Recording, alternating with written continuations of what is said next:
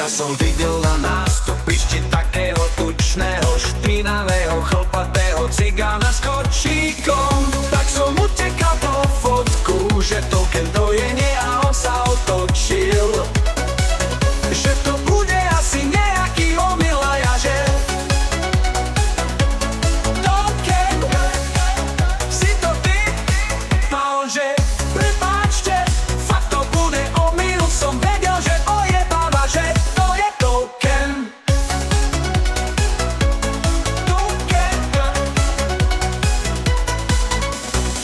Tak som mu dal takú priateľskú facku a ma naháňal po meste kokot.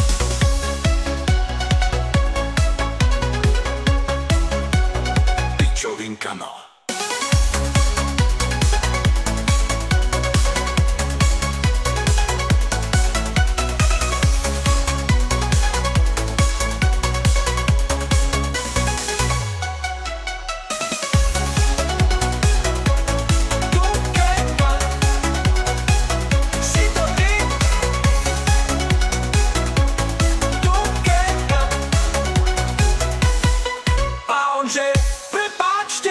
Fakt to bude omyl, som vedel, že ojebáva, že to je Token.